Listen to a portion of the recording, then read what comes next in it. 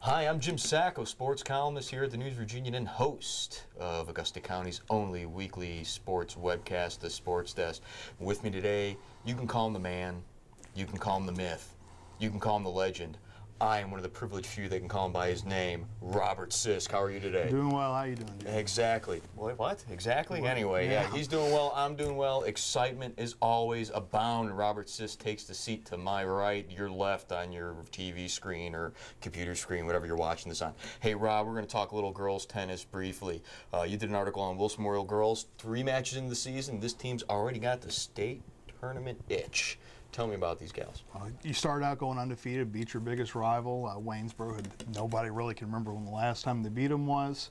And the ladder stacked like that with a lot of young talent. I mean, they're going to be excited. Last year they got ousted at the regionals. This year they want to make it all the way to the state tournament. Is it too early for them to be thinking about the state tournament, or is it this ever a good too thing? early? No, probably not. I mean, not. at the beginning of the season is the perfect time before you get bumped up, injuries start plaguing you. It's the perfect time to think about the state tournament. And it seems like they're really fighting for this ladder. It's like a never-ending switch around, if you will. There's always someone's always fighting number 1, number 2. That's a good problem to have, I'd imagine. They have spots 1 through 9, and their number 9 girl, who actually doesn't score points, could play in the top 6 that do score points. So they're strong top to bottom. They do have injuries. They've got people that can fill in. They're going to be tough for the Shenandoah district and tough for anybody that they play against. Look out, Fishersville.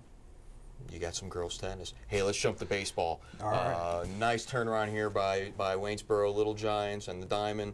That first week, 9 errors in 2 games. Since then, kind of been on a roll, looking good defensively as well at the plate. Well, what's the key to this this turnaround? Well, Coach Kreitzer made a few changes. He brought in some guys from JV that he thought were ready, and he just made some changes to his lineup. He told the guys, and it's going to stop. I don't know exactly what he told them, because I'd hate to be in that locker room for that. Let your imaginations run wild on what he actually said to them. But the kids responded, and now they're playing good baseball.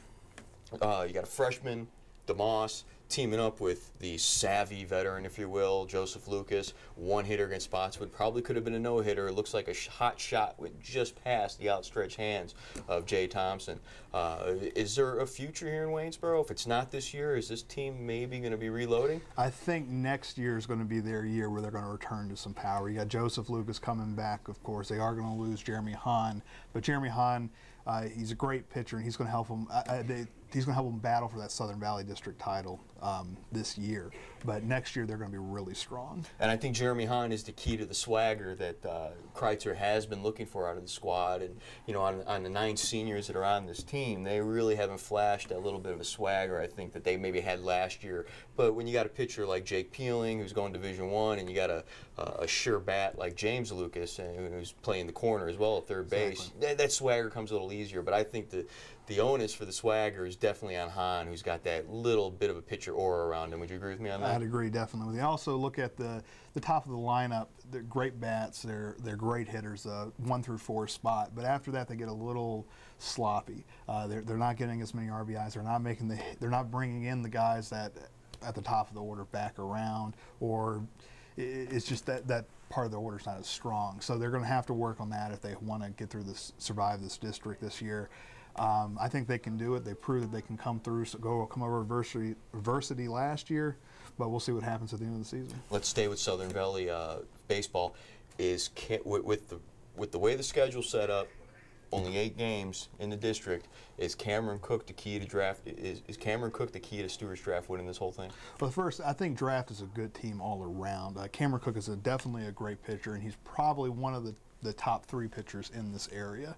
But on the same side, that's definitely going to help him out too, because you don't have you can focus more on the once a week Southern Valley games. But I don't think Stewart's Draft wants to lose a game. I wouldn't be surprised to see Cameron come in, maybe win a non-district game, maybe against a TA next time they play each other. I mean, those are the momentum builders you get so you can get through the end of the season.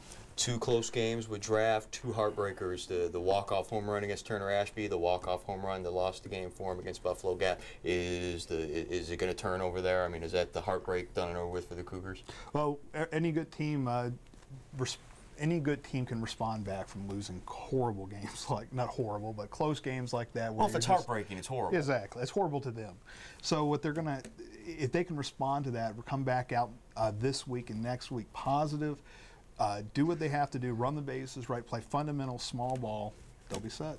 Excellent. Let's really go back to the old Valley District. Yesterday, Monday, was opening day in baseball. The first rookie to start opening day for the San Francisco Giants since 1992 was Turner Ashby's Brian Bocock. He got 2 walks, was picked off at first, but hey, anyone who ever played against him when he was up at TA, and this is only going back 5 years ago, knew that at some point this kid was going to be at this level. Did you get a chance to see him at all? Did you get a chance to I didn't get see to the see. stats? I wasn't in here yet to see him play in high school. I did see him play a little bit last night, but I was switching between about 4 different games yesterday.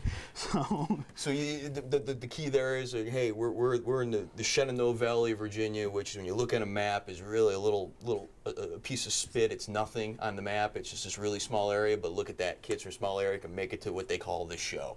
But hey, I'm Jim Sacco. This is the man. This is the myth. This is a legend, Robert Sisk, and you just watch the Sports Desk.